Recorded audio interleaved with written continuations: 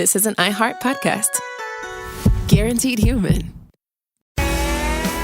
Body Bags with Joseph Scott Moore. The downside, I think, of human remains, particularly when they are dismembered human remains, is the fact that without the entire body, you can't tell the full story. And so many of these cases that pop up in the news or that we as practitioners have worked over the course of our lives can be very frustrating, because sometimes you'll only find one part. And just like in life, you can't tell the full story of someone just because of a single element. It goes much deeper, and there's always that fragmented bit, not just in the sense from a scientific standpoint, but also in the narrative of someone's life. This is going to be part 2 of our discussion regarding the different types of dismemberment. I'm Joseph Scott Morgan, and this is Body Bags.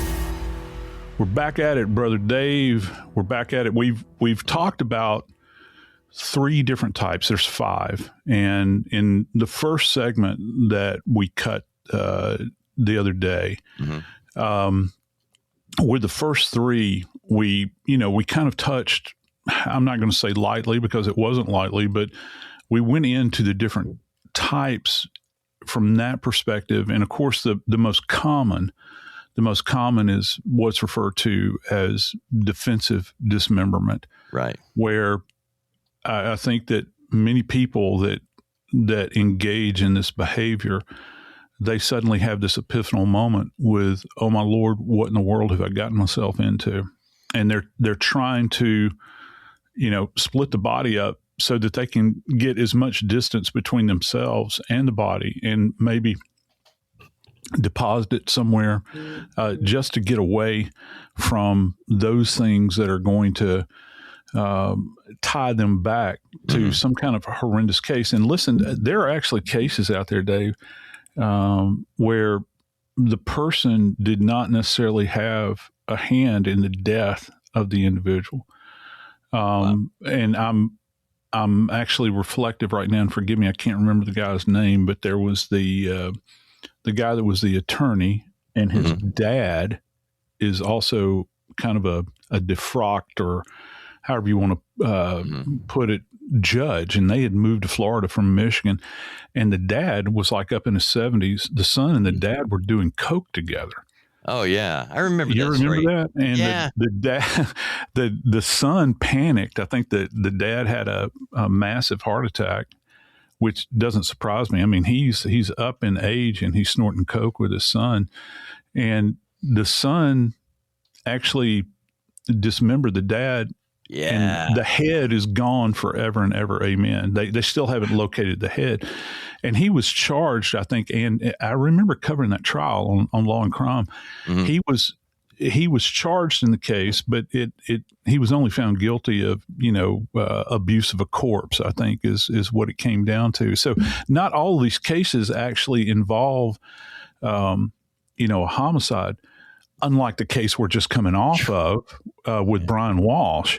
Right. Oh, wow. Where he tried to sell everybody on this idea that, what was it he said? He said, I wanted to spare my children. I wanted to spare my children the horror of their mother having died. Oh, okay, cool. So you're going to chop up their mother and deposit her body all over the place. What a humanitarian you are, right? You are, that mental giant, coming up with that as a game plan, because if, his wife dies, sudden adult death syndrome. And instead of calling 911 where they could come in and take a look and figure out what happened, no, he doesn't. That's the normal call people make, because, hey, if she died in the bed, Joe, if she dies there and she's just laying in the bed, sudden adult death syndrome, then by golly, there's nothing he can worry about, nothing he has to worry about. They will come in, they will examine and figure out, wow. But what he chooses to do, I mean, if you believe his story, see, now, if you don't believe his story, then what happens of him cutting up his wife, Anna, is just beyond the pale. It's just none of his reasoning stands up. But as we've gone through these, Joe, these dismemberments, you remember at CrimeCon Orlando when we did an entire segment on dismemberments. And, I don't know if there are more happening or if we're just hearing about more because there is so much, so many people are creating content now online that we hear about these cases. I don't know. Listen, I mean, look, I'm chief among sinners here. All right. Mm-hmm. It's something that's obviously entered into our conversations on a regular basis. Right. And listen, it's salacious. I mean, I'll have to admit it, but look, if don't throw stones at the glass house because everything in true crime can be salacious. All right. Man. You just got to pick your poison. Right. Right. And so, but I think that what kicks it up a notch is that it's how the dead are treated, after the event, that someone would go to this extent, because I got to tell you, if someone came up to me and made the argument, they were like, well, they killed them. So what would stop them from going to the next step? I'm going to tell you what would stop them from going to the next step, because to kill someone, just say if you shot them, you executed them, shot them in the back of the head, that's okay. Yeah. You committed a homicide, right? Yeah. That's completely different than, hey, where's Papa's carpenter saw out in the, out in the shed? Let me go get that. And let me get a tarp. Let me get all this other accoutrement that I need in order to, to break down this body. Completely different set of circumstances here. All right. So there is actually a darker place you can go to. Well, could we not blame this on television and video games? Because that used to work. We used to hear that all the time when you and I were growing up. It's like the reason these juvenile delinquents are doing all this is because of television and music and movies is desensitizing them to all of these things. And it's like, nah, man, you have opened my eyes to the history of crazy murders and the infliction of pain. I'll never forget what you showed me on the case where the in Great Britain, where the body was found under a parking lot. Remember? And and you explained who was that? Yeah, Richard III. Thank you. God, that was King in the car park. Yeah, isn't that something? And I will encourage you, friends, to look for that one. Richard III was an episode, if you haven't heard it, where Joe Scott. I learned so much, on that one episode, because it was stuff I'd never heard before, and it was evil. I mean, it was just is evil. What they did to his body afterwards, I think, and and that again, you've got all kinds of intrigues that are involved there, and the crown was eventually going to go to Henry VIII's father, the Tudors after they invaded. But I got to tell you. And it goes without saying, evil has always existed. Mm-hmm. It's just, it exists in various degrees. And we can kind of see that played out. We had talked about, the defensive dismemberment, and then we've got this aggressive dismemberment that comes where you've got an individual like Chandler Halderson that's ripping his parents to pieces. And it's not, he killed them, obviously, but there's so much psychopathology there about him being held accountable in his life about, son, you need to get a job. What are you doing? He's lying to him. He's building this thing out. And you can kind of see how he treats the bodies, afterwards of both his mama and his daddy, and you think about that and you think about, well, what child is this? Really? You begin to think about that, and how he just kind of rips him to shreds. Unbelievable.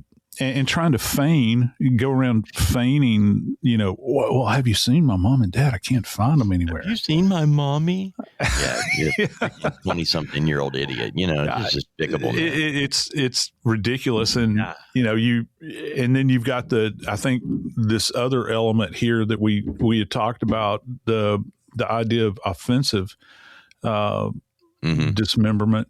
And yes, it's offensive, but this is offensive in the sense that it's not just the killing, it's the dismemberment and control over these individuals. There's that connotation of dominance. I think that Schabusiness. Oh, is it Schabusiness? Is that her name? Taylor Schabusiness. Yeah. She's a prime example because she was actually, she had dominated this poor kid, and I say kid, he's grown man, but right. Kind of the pièce de résistance. She's actually engaging with him throughout this entire thing and dominating him to have sex. Even going into the postmortem state, though I don't think that that's classic necrophilia necessarily. It's kind of playing out this long stream of things, because if you go back to this young woman, the mother of two that we had talked about, that went on the Tinder date, and the guy that that goes and takes her out, they go to a ball game, and then afterwards he kills her and begins to cut her to pieces in a bathtub in her own home with a limb saw. And again, that's the idea of some people come prepared, I think, to do these sorts of things. You think about, we had talked yesterday about the Black Dahlia. Yeah. That person was prepared, that did the bisection on her. They had the right tools. In this case with the young mother out in Seattle, the guy just used an instrument of opportunity. But I can tell you this, we're still not done yet. We still have 2 more categories to talk about. And trust me, they are as horrific as the first 3.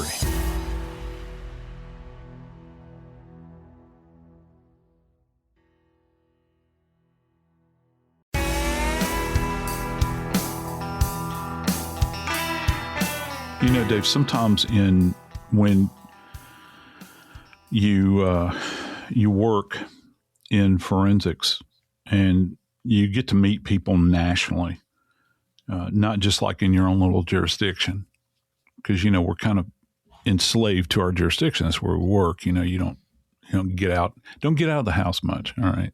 So if you go to a national meeting, or if you interact with people for, let's say you're put on a national task force like I was years ago,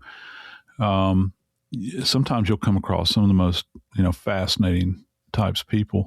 Mm-hmm. And I guess it was in 94, 95, I found myself eating in a steakhouse with a huge group of people in my field, and seated across the table from me was a guy that I think a lot of, because he's brilliant, off the charts.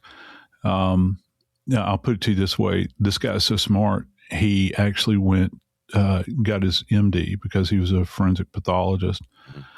And then after the fact, he went back and got a PhD focusing in medical history. Wow. And began teaching at the University of Michigan Medical School. And I love history. And so, but one of his big claims to fame was the fact that he's the guy that was tasked with doing all of the examinations on Dahmer's victims. Oh no! And he was the chief medical examiner for Milwaukee County. Oh my goodness! Yeah, and so when I sat there across the table from Jeff Jensen, and I began to listen to him talk about, in that, what they found in that dirty, filthy apartment there in Milwaukee, which, by the way, that building no longer exists for good reason. They tore that damn thing down just like they did with Gacy. Mm-hmm. They tore his house down too, but that residue still exists. And certainly I think that probably with Dahmer, there will always be a stain of that. But he's actually an individual that is a necromaniac. Right, can you explain that? Because that term in and of itself tells me a lot, but not being in the field, most of us don't recognize. We know necrophilia is having conjugal relations with a dead body, correct? Yeah.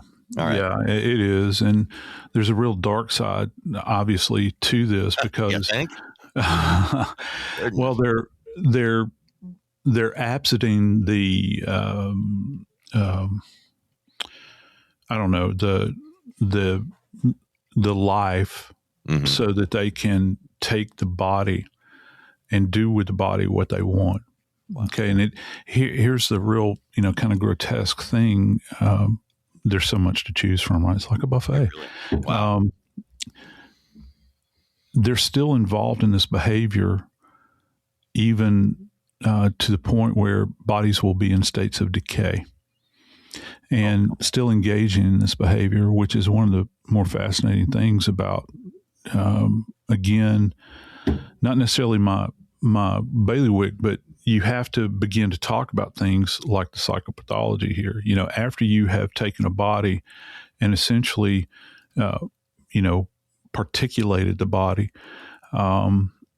you have to make it sustainable or maintain it to the point so that it will suit your needs.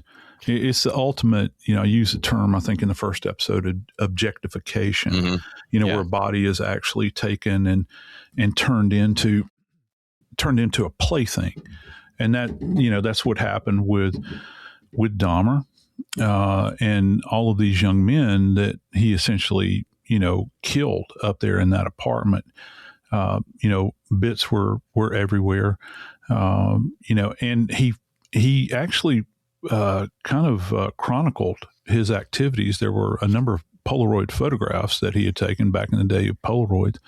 You got to be kidding. Of states of the body. I remember one that really stands out. There's a young man that's in a bathtub, and he's completely, there's no other way to put it. He's field dressed. He's split right down the middle. He's absent of all of his organs, and he's just laying there.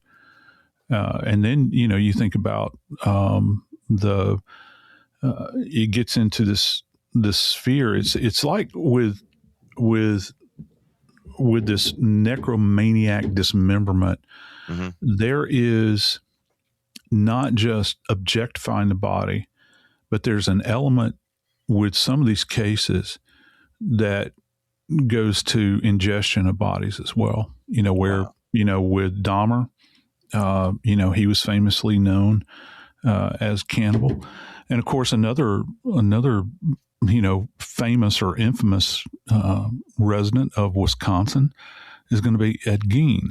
Oh, yeah. And the same thing, kind of applied to him, though he was not, in the pure sense, I think, he was not necessarily a serial killer, but he truly was a necrophile because he was a grave robber. Now, he did kill people, but, with Dahmer, Dahmer started stacking up bodies, man. He was going out looking for living subjects. And, the whole idea of drilling holes into people's brains or into the skulls and injecting them with bleach because you want to create a zombie, somebody that you can put your arm around and hold on to them, like some kind of doll or something.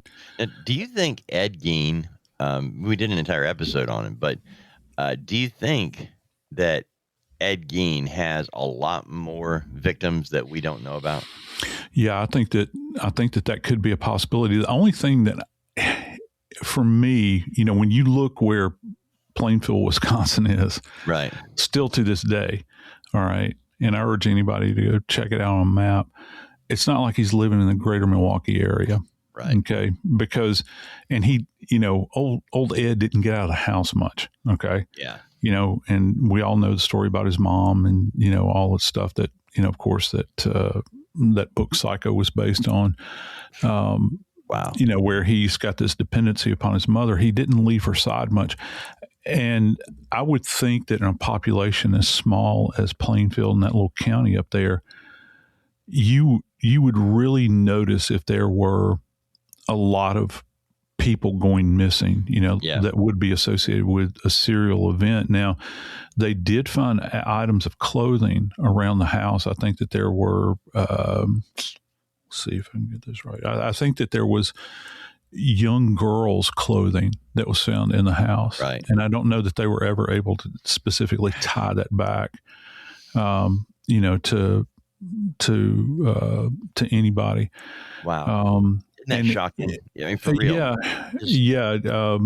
Well, let me ask you something, because you told me something that I hadn't. This goes back a couple of years ago. We were talking about Bundy, and you mentioned Bundy going back to the bodies as they were deteriorating and putting makeup on them and dressing them. And that was, I thought that was one of those things that was kind of added to the story to tell around a campfire, about the guy with the hook for a hand, and the sheep and all that. That's what I thought that was. I didn't realize until you told me that it was a real thing, that, Bundy was into necrophilia. I didn't know that. And I think that a lot of these serial killers are, to a great degree, and I know that, many people will say that the necromaniac dismemberment is something that is, you hear the most about it because it's so over the top. Even in the realm of dismemberment, it's so over the top. And of course, Hollywood has used it as a trope, throughout. You even look at the movie Seven. What's in the box? What's in the box? And you see that. You think to yourself, well, how many other of these individuals, have some kind of fascination like this? I even think of like the Gainesville Ripper. Where there was a decapitation involved in that. I think that was, sexually motivated, but I don't know that was necessarily, that probably doesn't fit into this category. Wow. Most of the time, I believe that most of these people have to have access to remains for a protracted period of time. And I think that does put them into the realm of somebody that would, fancy themselves a lover of the dead, if you will. You see this played out with Dahmer, obviously, and of course with Gein, with the grave robbing. Not all these people that rob graves, though, have a sexual proclivity for the dead. There's we could probably do an entire episode on the idea of why do people rob graves. Could be worse. And there's one category in here that I think, and this kind of goes outside of the necromaniac piece. Dave, you and I have covered several of these cases now where people are dismembering bodies, these funeral homes and other people, and they're selling the parts for medical experiments. All right. And that's a dismemberment. Okay. So they see the body as having some kind of utility, financial, utility, for them. I don't know what category that would necessarily fit into. It's not aggressive. It's certainly not defensive. It's not offensive. So that might be an entirely different group that you and I, just sitting here chatting. I'm thinking about this. I feel like, we're just a couple of friends sitting here having a cup of coffee, and thinking about, we may have discovered an entire different category of people that have utility for human remains. And you hate to think of it that way, but they're breaking up bodies in order to sell the parts. So, and I guess that could be sexualized, but I don't think that, they're sexualizing the dead. They're just trying to make a buck real quick. So maybe there's, I got it. Here's our term we're going to use. All right. Economic dismemberment. How's that sound? There you go. Now you got me. Okay. Now you got me. Economic dismemberment. I'm making a note. All right. Lord have mercy. Yeah. So, you've got these groups of people that are out there that engage in this behavior. It's hard to know where the line is, I think, for these people, and of course, if you look at Gein used human remains. They had utility for him. He's making he's making utensils, out of human remains. Oh my gosh. The skull cap, the calvarium itself was being used as a bowl to either eat soup or cereal out of. Or do you think he was really using them? They weren't just there for display for him? I don't know. That's an excellent question. There was a chair, I think, that he had that famously was tanned hide of humans. He had the, I've heard it referred to as the nipple suit or the nipple jacket that he had created. This guy had, if he wasn't so twisted, he had a great life. He could have made, I don't know, being a tanner or something somewhere, or a furniture maker, but he chose to go down this very, very dark road. And it's just being in contact with these elements and thinking about, what in the world would drive a person to do this? I have no idea, but I do know that as dark as this gets, there is one more group, and that group has to do with, I'll give you a hint, messaging.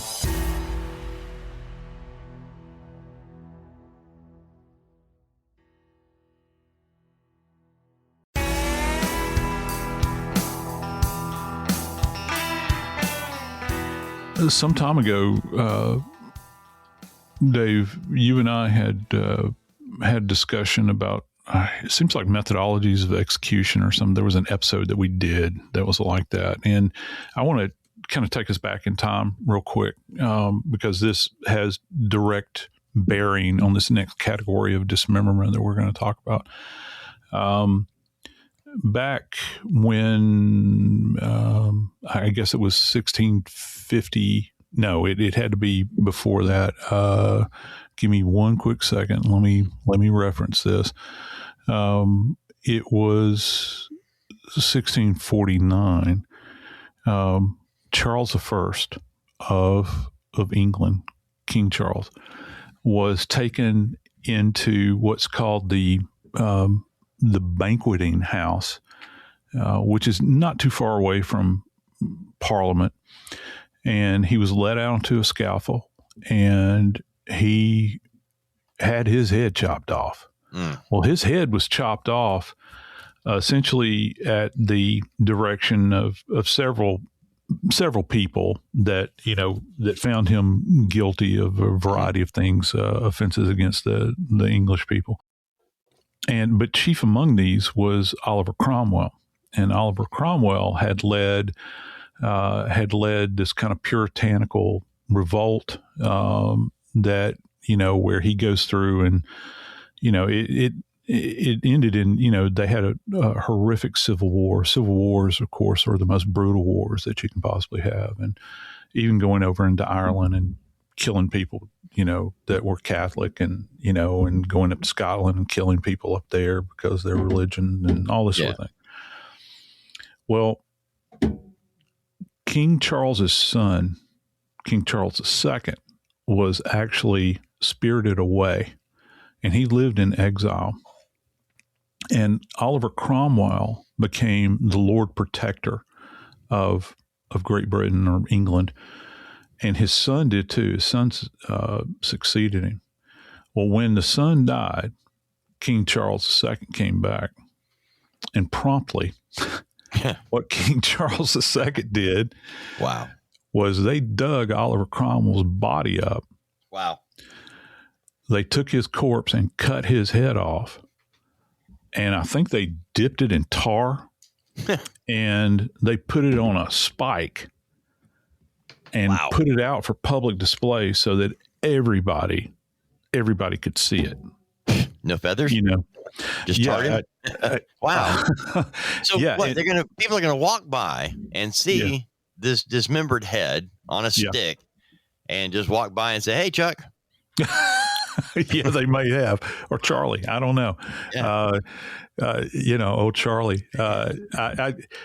And again, you think about that generation of people, and that was certainly a stark reminder of what happens. And I'm not saying that Charles I was an angel. He certainly wasn't by any stretch of the imagination. Cromwell was pretty evil, though. And they certainly sent a message, and they understood messaging back then. It's no different than today. Right. This still goes on. It has gone on for a long, long time. I think that this is something that is as old as time.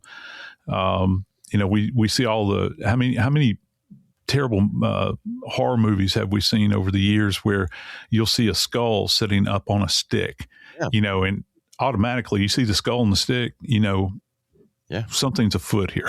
Right. Yeah. Or something's ahead here. Yeah. So take care of where you go. Communication is dismemberment. I love that title. Communication dismemberment. Yep. You are communicating when somebody drives up your driveway and they start seeing heads on sticks, Yeah. You're telling me something right there. I better have a really good reason for being here. Yeah. Yeah, if you think that the old sign that says you're currently being watched, you're currently under camera surveillance, if you think that works, wow, let's grab a couple of skulls and put them out here. Yeah, so this next category that we're going to speak about, and then it's the final category, is called communication dismemberment.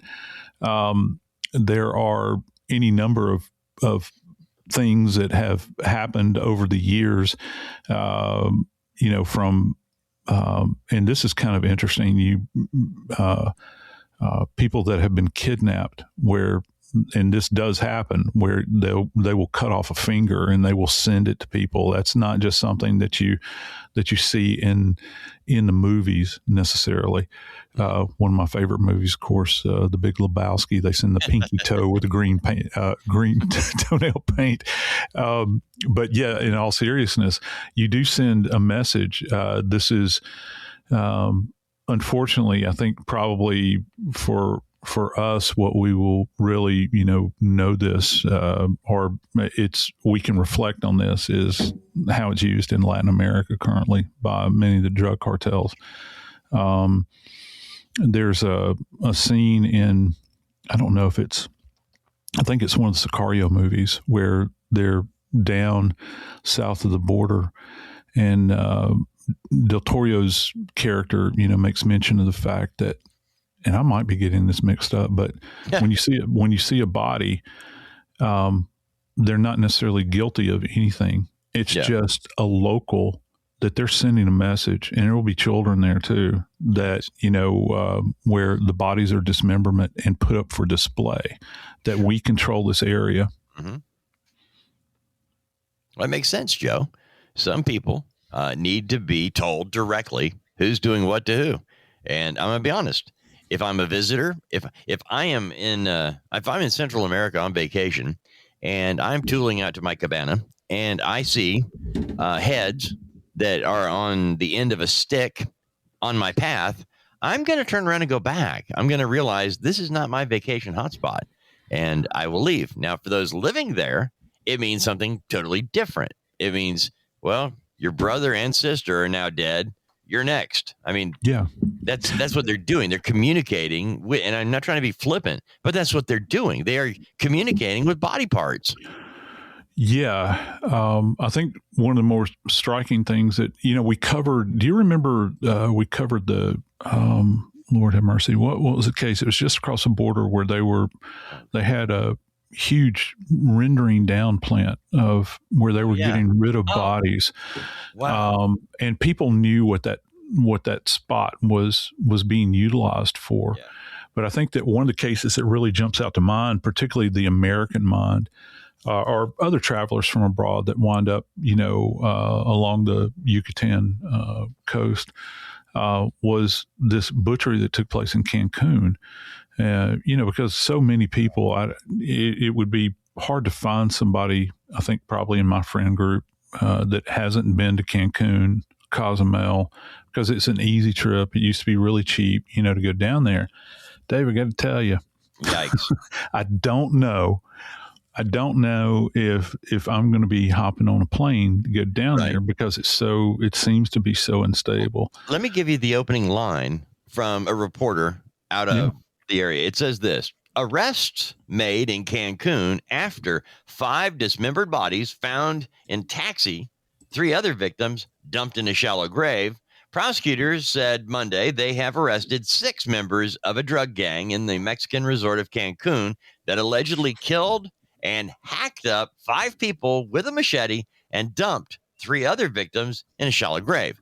Now, they don't say it here, but do you think that those bodies that were dumped in a shallow grave were chopped up, or were they just killed and dismissed? No, I don't think that there's, everything that is done with these people has a meaning to it. Okay. You know, you're sending a message like, right. And again, this goes to mutilation. Yeah. We had, we had talked about what was done with the Black Dahlia. It wasn't just enough to bisect her, but they cut a smile into her face. Wow. I don't know what kind of message that's actually sending to somebody. That's some kind of psychosexual, thing. This is something different though, because it's like, we all wonder, I think, I know that we all do. People will say, well, what actually happens when we die? Does this, what happens to us, not just, on a spiritual level, but what happens to our bodies, and what can, because it's like, we're going to disfigure you so badly that your family is not going to be able to view you. Or if they do, that's going to sink in, and it's going to be part and parcel of the story that you leave behind. We opened this episode, talking about, the stories that our bodies leave behind. But Dave, this is not just merely limited to Latin America, Mexico, Central America, those places. This is actually, this whole, I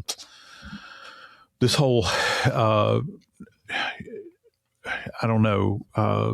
You're trying to find a polite way to say something that is not polite and has no polite way, Joe. There's really not. This has visited our shores now, okay? Right. Because just up, I think it was in New York, MS-13 up there.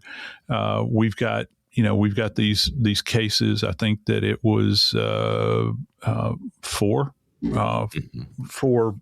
murders, that took place at the hands of MS-13.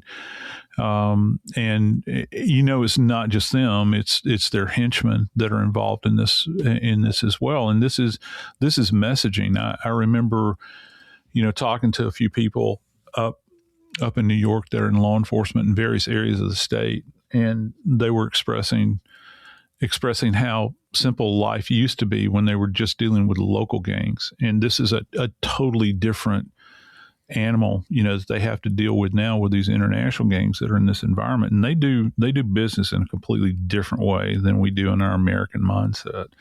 The messaging here, is that this is our territory. This is what we do. This is our industry. This is our business. And woe betide the individual that crosses our path, because this is going to happen to them. If you're willing to do these sorts of things, if you're willing to actually just destroy a body in death, there's not too many other things, I think, that you would not be willing to do. Kill the innocent, and certainly scar a community and scar families forever and ever. With dismemberment, though, it is a wide variety of rationales for people that enter into this practice. It's hard to believe that people kind of move forward and jump off of this precipice into the great unknown, because until you're around elements of a body that have had, as we say in the morgue, had the cold steel put to them, it's the like of something that most can't even begin to imagine. I'm Joseph Scott Morgan, and this is Body Bags.